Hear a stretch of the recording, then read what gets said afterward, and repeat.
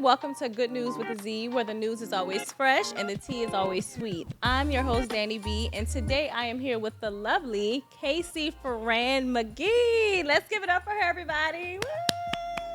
Woo! Casey, how are you doing today? You know, I'm really good. I'm feeling good. I'm feeling rested. I'm feeling refreshed. And I'm happy to be here as you're kind of relaunching your podcast. Yes. Let me tell you about a full circle moment. So back when you had launched the In the Know. So I saw it on Instagram and I immediately was like, okay, she's a person that I want on my podcast. And you know, that was many years ago. Yeah. So I wrote it down and then we had an opportunity to work together. So I was like, oh my God, it's like, you know, when you write your ideas and your goals on paper, you never know how, you know, God is going to bring everything together. And look, I called her up one day. It was like, Casey, I want to have you on my podcast. You know, we're relaunching. And look, here she is now with. In the flesh. Yes, in the flesh. Yes. So I'm very excited.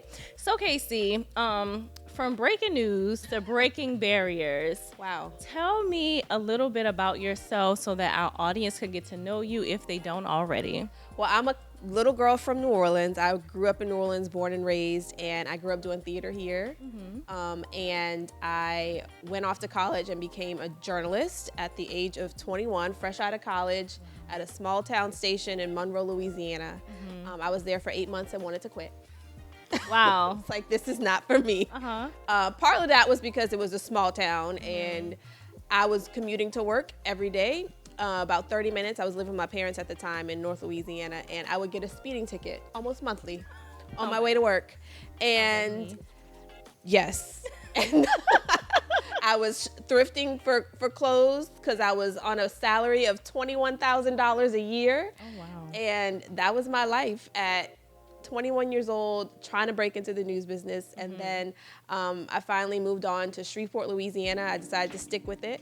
Was there for about 3.5 years, was in Houston, working as an anchor and reporter there. Then I moved home to New Orleans. And you talked about writing your goals down. My goal was I want to be back home in New Orleans within 5 years. And then when I look back and realized I did that, Wow. it's like, wow. It actually happened. I was home in New Orleans. I started working at the NBC affiliate here.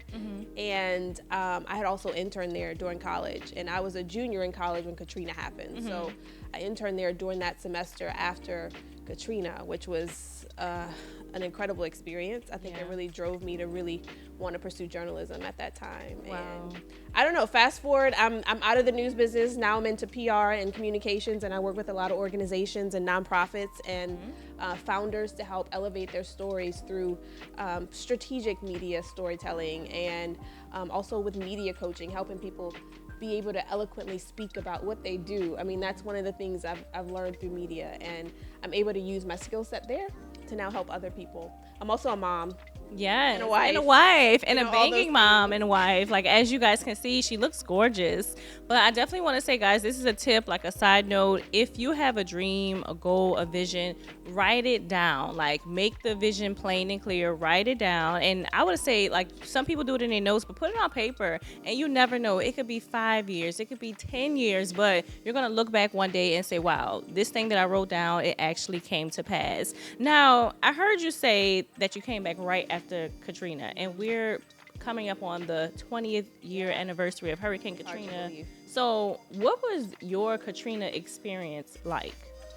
I write about it in my book too, but I was a junior in college at the time, and it was Hurricane Katrina was hitting, I believe, that Sunday or Monday, and that Monday I was in a journalism class, and we were taking a pop quiz, and the teacher asked what major U.S. city is being hit by a hurricane.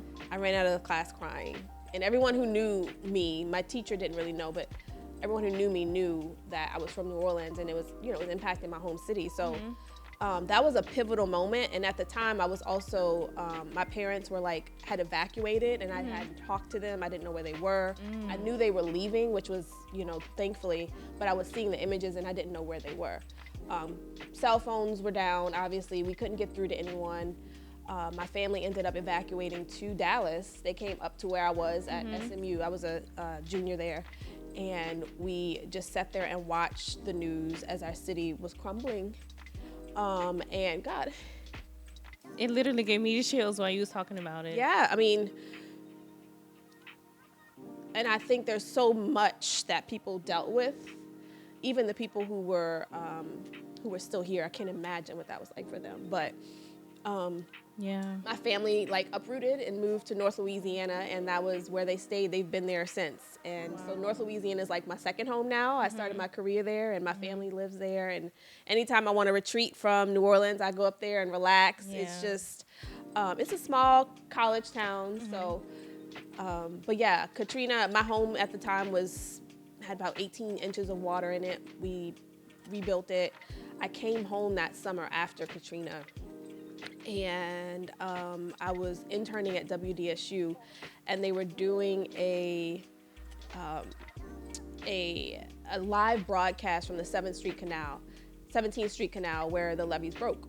And I was out there with them in the field, getting to like get the live on the scene experience with, you know, the local icons like Norman Robinson, Chris Fairbairn, Camille Whitworth. These were the people I grew up watching, and I was there working alongside them. So that made a huge impression on me, and it was a catalyst for me to like really go into journalism and really pursue it.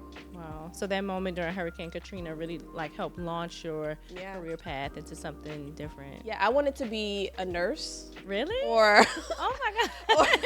because my mom was a nurse, and my Okay. grandmothers were nurses, so like that was what I thought. But I went to school I went to work with my mom one time, and she was at the VA at the time, and they were amputating a toe. Oh wow. And I was like, no, not for me. Can't do it. So, but like I said, I did theater growing up, and some of the things we would do, we would go to the news stations too, and perform on the morning show. And so behind the scenes, that was like probably the first time that bug hit me. Yeah. And yeah, I mean, it just grew from there. Wow, that's amazing. So it's like you go into spaces, you know, and then years later you're like, this is why I needed to go to this space, you know? But definitely about the Hurricane Katrina situation, like me and my little sister who's on set right now, we actually stayed. Oh my for gosh. Hurricane Katrina. And it was a Monday. I heard you say Sunday or Monday. It was a Monday, and that was like the first day of school for us. And, you know, the weather was bad, and everybody was like, we're not going to school. So we had just went back, you know, lay down, went to sleep. And like a couple hours later, the water just started gushing through the doors. And everybody was like, okay. So the next step, because we couldn't get out the front door, we had to go and evacuate into the attic. So we literally stayed in the attic for a couple days. And then the water started rising. And then my dad was like, we gotta go. So he ended up like breaking through the roof, going out, swimming, and like finding a piece of a gate to get us to, we lived in New Orleans East at the time, so that main bridge that like takes you across. So it was like me, my mom, my two sisters, my little poodle, and my dad. So we were like trucking through New Orleans East, and then we ended up making it to like the yard of somebody's house. And then there was this guy, and I really feel like he was an angel, because after he helped everybody get through, he just completely like disappeared. Everybody was like, where did he go? So we had to like get help onto the bridge, and that's where the helicopter was like unloading, you know, picking up people and dropping them off in Metairie. But that's literally like a moment that I will never forget. You know what I'm saying? So I feel like a lot of people from New Orleans, like whether people want to believe it or not, like we still have that trauma of like thinking about that moment. And every time a hurricane or something come, I'm like, okay, should we stay or go? But you know. And you I don't know if you know, like for years after that, Margaret Orr, the meteorologist on the local station, would be like, make sure you have your axe ready for hurricane season. And like Katrina was the reason why, like you had to break through the roof. Like that was your only way out, and that's crazy. It's very crazy. But we're here to tell the story. So like this is why we say people from New Orleans are resilient, because, you know, even though you were away, it's like that trauma that you had to deal with. Like, are my parents okay? Like, you know, and your parents had to make a quick decision like, oh, we gotta go. So I definitely think people should take heed to that and just know that, you know, when hurricanes do come, just be prepared. Like, you know, don't take it lightly. Yeah. So, all right, we gotta gather ourselves. Okay, Casey. So you spent over 2 decades telling stories. Yeah. So when did you realize it was time to start your own story, tell your own story rather, and start your own media company? You know, my story is still evolving. Like I've written 2 books now, but like those books aren't finished. Those are just portions of the stories of my life, you know. But I think I started really stepping into realizing I had a story to tell probably around 2016. And that was when I was transitioning with my hair. And I was doing things like dyeing my hair red, and I was the girl in the hood getting the stories because my hair was red, and everybody wanted to talk to the girl with the red hair. I was little Channel 6. Oh. And so not Channel 6. I was Channel 6 girl. And then I was like, my news directors at the time, I should say, were white men, and they told me I needed to tone it down. And then eventually I started transitioning to natural. I had been through some things, you know, mentally, emotionally, and, you know, relationships and stuff. And I started cutting my hair, girl, and it got so short to the point where I could no longer straighten it. Oh my God. I was at the Jazz Fest with this little curly bush. Actually, my hair was straightened. My hair was straightened for the Jazz Fest, and I got home and it was so sweaty. Oh my God. And I woke up the next morning because I was tired, and my hair was just like a peacock. And I was like, I cannot go on the news like this. Yeah. And so that was the first day I went to work with my hair natural. And I actually have a picture of that day because someone just happened to be in the Bywater taking pictures of us while we were out reporting. And that's when I realized, like, I was stepping into being true to who I am. I think for so many years I had been this version of what was expected as the news reporter. You know, you're buttoned up, you're wearing the suits, your hair is like in this like short cropped bob. But I was tired of that. Like I wanted to be able to be true to who I am. And so that was just the first outward reflection of that. And then the evolution of that started with, you know, young ladies and girls being inspired by that. And it inspired me to start writing my book and being more open and authentic to my own voice. I think I became even a better reporter through it. Like, I remember one time I was just on social media and I was, Mama gonna hate me for saying this, but I like was burping because I was drinking Sprite. And like, I noticed like everybody loved it. They were like, oh my gosh, you're so funny. I'm like, because usually I would just post like my news stories. Yeah. This was one moment where people got to see my true personality and like everything shine through. And so it like let me know like that's what I teach people now. It's like be true to who you are. Like don't try to follow the trends. Do what your heart tells you to do. Yes. And that's what leads me now. I am heart-led in everything I do. Like even with clients, like I take the people who I feel connected to the work that they're doing. I'm not going to just take a client just because I want the money. Like I have to really be invested in the people I work with for me to enjoy it or even, you know, find fulfillment in it. So yeah, I don't know if that answered your question, but yeah, my story started there and like I have continue to tell it. So did you get any pushback when you were like making that bold transition? Like did you get any pushback from your family or from the media, you know, outlets like, hold up Casey, you kind of, you know, we got the natural hair, you're just kind of being a little bit more bolder, like we need you to pull it back. Did anybody give you any pushback? At the time I didn't think it was that big of a deal. I knew it was going to be different. I knew it was going to do something, but for me, it was just doing something that I wanted to do. And I didn't think it was making a bold statement, but there were people who, you know, said things, maybe wrote comments or emailed the station about me, or even someone really close to me was like, I like your hair better this way. And it's like, I don't care. My hair is how I want to wear it. And this is how it grows from my head. And that's what it's going to be. And I was also lucky at the time to have a news director who was a Black woman, and she was also natural, and so she understood. And she was like, basically, when I told her I wanted to start wearing my hair natural, she was like, girl, as long as it's cute. And look, hey, I'm gonna be cute. And look, it looks beautiful right now. She got the highlights in it and everything, like, you know. And there's so many women now even rocking the braids on hair, you know, the curly froze. So, you know, yourself along with Sheba Turk, like you guys were all making that bold transition like around the same time. Because I was a desk assistant at WWL-TV, and you know, behind the scenes, and I would shadow reporters a lot, and they knew I wanted to eventually like be on the news and be a reporter. And I had a reporter, she was a Black woman as well. She was like, you know, if you want to be on air, you're not going to be able to wear your hair like that, because I would go in with braids or even like some nice, I have braids now, or braids to the back. So I was just like, I didn't know how to feel about that. So I'm like, am I really going to want to be like stifled in this industry about like how I look or, you know, the way I wear my hair. So I'm definitely happy to see women are taking a stand. Like, you know, I want to be myself. Yeah, when I first started, I think I was the first at the time to do the natural. And then she was even told me, like, seeing me do it inspired her to go on and do it. And I love now that it's just commonplace. Like, the ladies are getting their summer braids and they're going on their vacations and they're coming back to that desk and they're rocking it. Yeah. And it should not be a matter of how you look, but can you do the job? Exactly. Are you good at what you do? And I think that that's when I really, because I mean, by that time I had put my dues in. I paid my dues, so like my hair should not even matter. But I was good at doing what I did, and I think I often tell girls this now. It's you want to step in the door being who you are. Yes. Because it's hard to do the change up, honestly. Like, in the news, they feel like they own your image. And with those contracts, they kind of do. It's like you have to be a certain way. You have to carry yourself a certain way. There's a certain look that they're looking for. But go in there being who you are. So there's no deviation from it. Like, this is who I was when you hired me. So there's no changing up.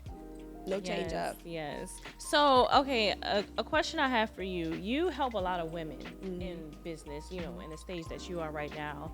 So I know a lot of people will ask, like, what would you tell women to do if they're trying to start a business or if they are in business? But I want to know, what would you tell women to stop doing immediately right now if they want to flourish in business? Stop holding yourself back.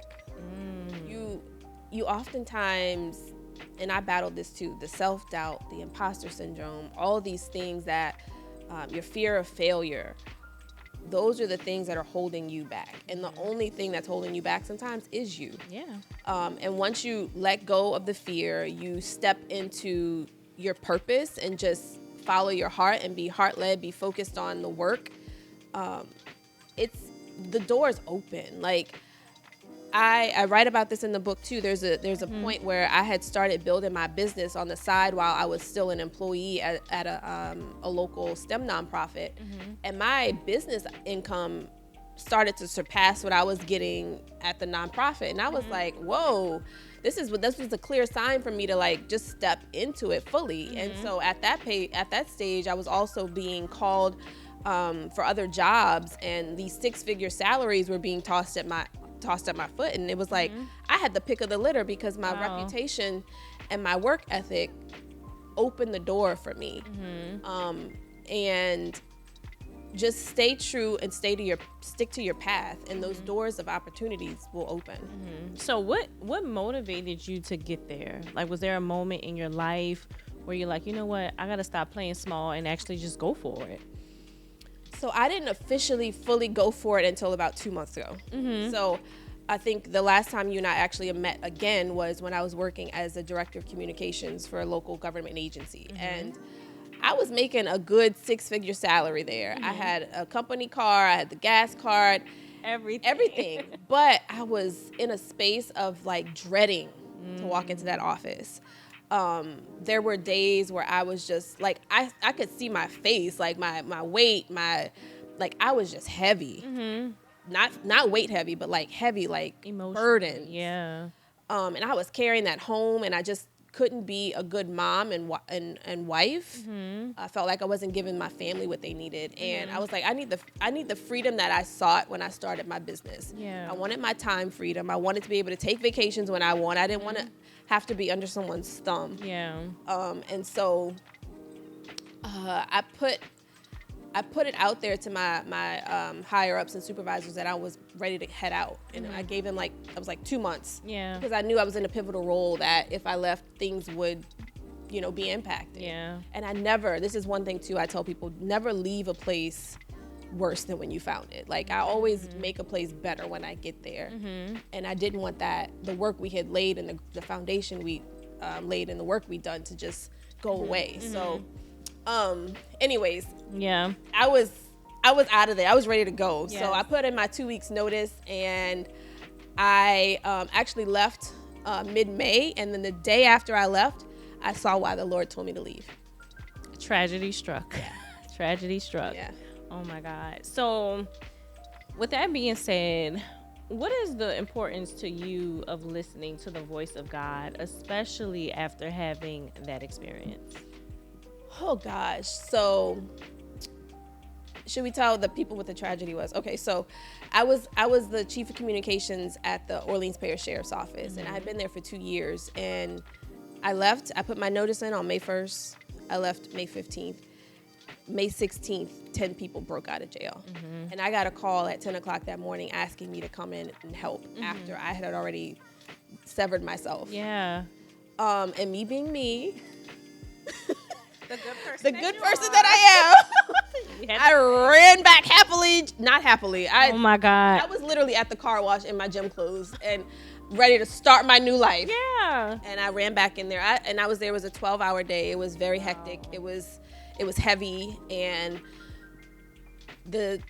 what was done, and there was nothing I could do at that point to come in and PR spin any of it. And then the next morning I woke up, and it dawned on me, like, this is why Jehovah God told you to leave on the 15th. He knew.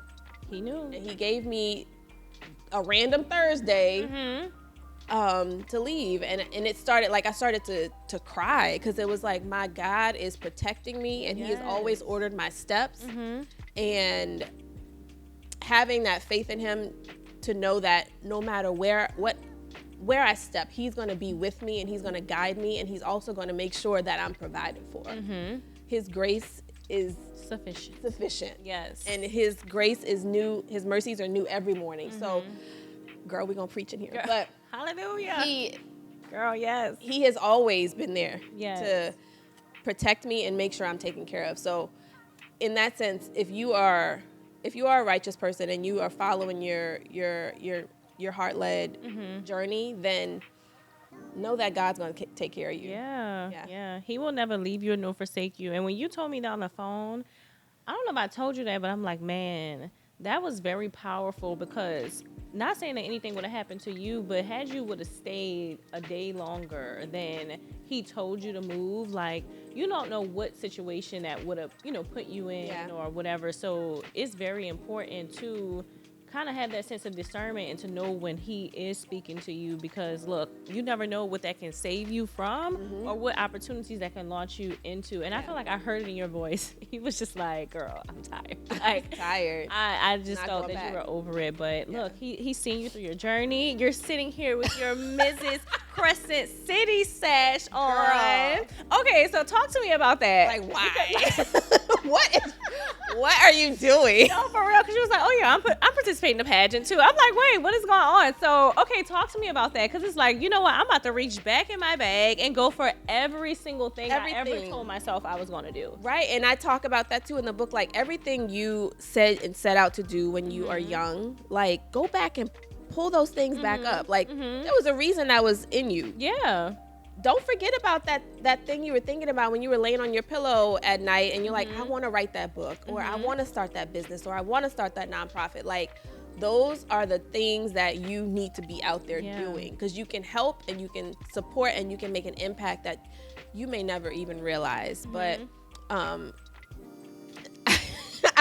one of the things I also used to say when I grew up was, like, I wanted to be Miss America. Yeah. I didn't become Miss America. But Miss right. So Miss America is usually, the skinny, white, Anglo leaning. But ain't nobody say I couldn't be somebody trophy wife and be Mrs. America. So I got a call on May 29th, 2 weeks after I left my job, and they were like, we would love for you to compete in the pageant. And it's 2 weeks from now.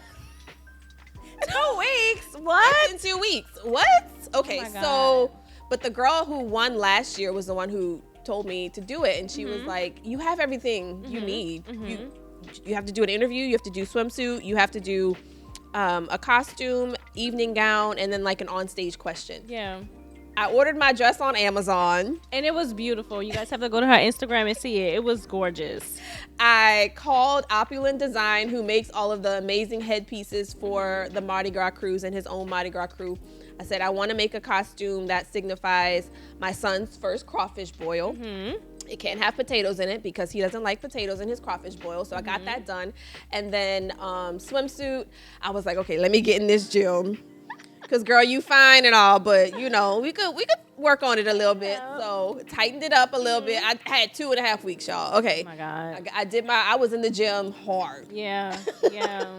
And then, and I already have, you know, the dresses and all that stuff. So I competed on the 16th or 15th of May, of June. I competed on the 15th of June. And there was a girl there who had just won Mrs. Telugu. She was like a national competition title holder. And there were 2 other girls who had competed the year before. And me. It was just 4 of us. So I was like, girl, yes, we're going to get in here and do this. And by the end of it, I just had so much fun. Like, yes, it was... the girl who told me to compete, she said, her name is Shamarik. She was the winner last year. And she said, when you're in there in your swimsuit, just go out there and be bubbly and poppy and confident. And when you're out there in your evening gown, just be graceful and just have confidence. That's all it is. And that's what I do. Like, I've been doing that since I was 9 years old, acting in commercials and on stage. So I went out. It was no thing. Like, I just went out there and did it and had fun. And then at the end, they started calling all of the awards. So they also made a disclaimer before they called the awards that just because you win if someone wins multiple awards doesn't mean they're gonna win the crown. And so they made that really clear. Yeah. Like, okay, so I get Miss Congeniality, People's Choice, which is voted on by the public, Best Personality, Best Wedding Photo. Shout out to my bae. Yes. And I got like 2 other like ancillary awards. And then it comes down to the title. So there was 2 contestants who were crowned, the first runner-up and the second runner-up. And I'm sitting back there and I see the other ladies back there kind of like getting nervous. And I'm just like, I'm not gonna get this. Yeah. I kind of was just like, it's not gonna be mine. So I did not win Mrs. Louisiana. I was the title holder for Mrs. Crescent City representing New Orleans, but that's still a win. I won that, yeah. Yes. Oh my God. And they called me a couple weeks ago and asked if I wanted to compete in the Mrs. Baton Rouge pageant, and I said, not me. I would never. Not Baton Rouge. Not Baton Rouge. I'm Mrs. Crescent City. Period. And I'm gonna wear this sash with and it pride. looks beautiful. Yes. Oh my God. Well, I'm so glad you went out and did that. And wait, tell me what was your son's reaction? Because oh my gosh. I know he was enjoying it. So a part of the competition again was the costume. So my costume was, oh my gosh, he loved it. Oh my God. It was in honor of him, and so I had to do a little riddle, and it was, since the age of 2, he's always known best. Spicy crawfish tails, corn, sausage, but forget the rest. And every day he pleads his case. Mommy, can we have a crawfish boil at my place? Oh my God. That's cute. Representing my son's first New Orleans crawfish boil, I'm Casey Ferrand McGee. Oh my God. I know he was like, oh, mommy. Girl, he was blushing. And when I came out after, he just ran up to me and hugged me. And honestly, that was the best part. Yeah. Like, my son wasn't here when I was on the news. I stopped reporting and I wasn't doing the TV thing when he was born because I was pregnant. Oh my God, that's a whole nother story. I was pregnant with him when I was about to leave the news. And so he's never seen me in that spotlight. So I'm just mom to him. But when he saw me on the, on the stage with the dress and the costumes and the the hair and the makeup, he just was adoring me. And that was the best part, like having my family. Even my husband was kind of like, girl, what are you doing? What are you doing? You always doing something. Yes. I'm sure I'm wearing him out, but oh my God, as you should, girl. So tell me this, like, how is it navigating your life as an entrepreneur and being a mom and a wife? Like, how is all that? So I'm still trying to figure out, like, the balance between entrepreneurship and full-time mom and wife, because having a career, everything is set, like 9 to 5, you at the job, whatever. If you run late, it's whatever. But now my son's starting pre-K4 in August, so I'm trying to, that was intentional and why I also wanted to leave in May, so that I could have this summer to like reassess like where things were going to be, how we're, you know, things were going to be financially. But I balance it by making sure I give back to me. Like, I am intentional about putting that hour on the calendar for my hour of gym time. And like, that has been so important to me to make sure I get that. And even before I came here, I took a 2-hour soak in the tub. Yes. My husband was like, ain't nobody gonna need to be in the tub for 3 hours. I do. Yes, I do. I needed those 2 hours to relax. Yes.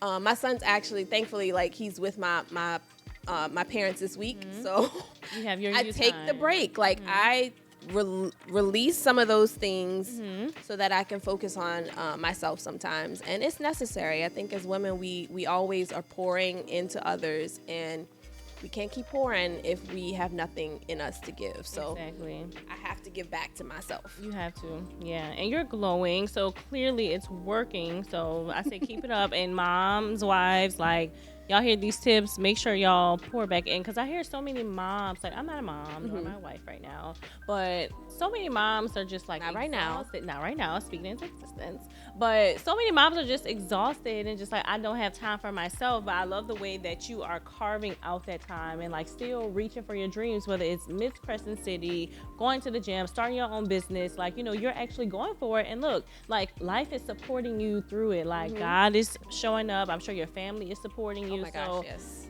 Guys, you just have to really go for it. So, Casey, this is what I want to know. Like, can you recall a pivotal moment in your life where you like went through like a trial, a tribulation, and you're like, you know what? I just want to quit. Like, I don't want to do this anymore. Like, talk to me about that moment. I've wanted to quit many a times along the way. I wanted to quit being a reporter. I wanted to, before I even started, I was like, this ain't for me, because nobody was calling me back. Like, I was getting rejected left and right, or not even getting interviews. So I applied for Teach for America. I was like, okay, I'm gonna be a teacher. Yeah. Teach for America told me no. And, you know, like, the constant, and I think also that's why I ended up choosing journalism rather than going into acting, because I had the opportunity to go to University of Miami as a theater major. Okay. And I chose not to because I didn't want to be constantly told no. And I think that rejection early on, like, paved that mold for me to not want to keep being told no. So, like, let me find the sure thing, you know? And so I chose the route of journalism. But I think there's just been those bouts of rejection along the way that in some ways it's deterred me, but it's also fueled me to, like, you know, if I get told no, okay, let me, in news, like, if I have a story that needs to be on the news at 5 o'clock and I'm not getting anywhere, I'm not getting any interviews, or no one's taking my calls, I have to find another way to get to my goal. And if my goal is this, and this, I'm going to make sure it happens. Yeah. I will reroute. And, you know, the journey isn't a straight line. There are going to be detours, and there's going to be obstacles and things that you're going to have to overcome along the journey. And that's one thing that I've learned throughout my life and my career. It's just go after it and be bullheaded about it. Like, if this is what you want, go out there and make it happen. You have to. And you have a chapter in your book that I want to touch on, Leverage You. You guys make sure you pick up a copy. But there's a chapter in your book that's called, let's see, I think it's the last chapter. Let's see. Let me switch to the page. It's called Chapter 9, Write Your Own Story. What does that mean to you? So from early on, I've always been a storyteller. So when I talk about writing your own story, it's tapping into everything that makes you who you are, understanding your life experiences, the good, the bad, the ugly, the heartbreaking. All of those things are a part of your story, and they also play a part into who you are becoming.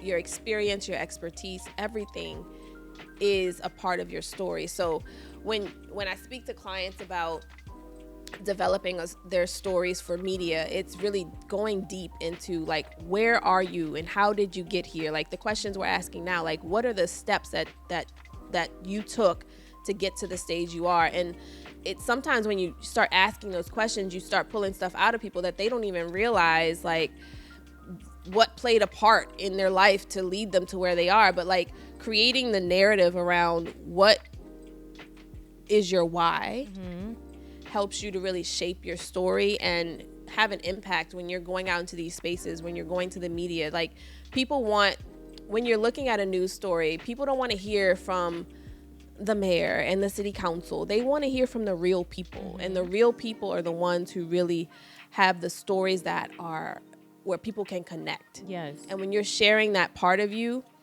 it can be hard, it can be vulnerable, but that's how you create real connection with people, and that's how people start to buy into whatever it is you're selling, whether it's a book, whether it's a product, or whatever that service you're selling. So that's really what it's all about, just going deep and figuring out what is it that led you to what you're doing, and what is the impact that you're having through that work. Right. I'm all about the impact. Yes. No. And then even with your platform right now, like you are telling your story through like your everyday life, like your motherhood and being a wife and the content and being in a gym. So it's like you can literally take pieces of your life and tell a story, and people will definitely connect with you, resonate with you, because you never know. Some people might need motivation. Yeah. And see you like, oh, she gets up and do it every day. I need to do that. Every day they're in my inbox, because even if I'm not at the gym doing a full-on workout, I'm doing something that's active. So I'm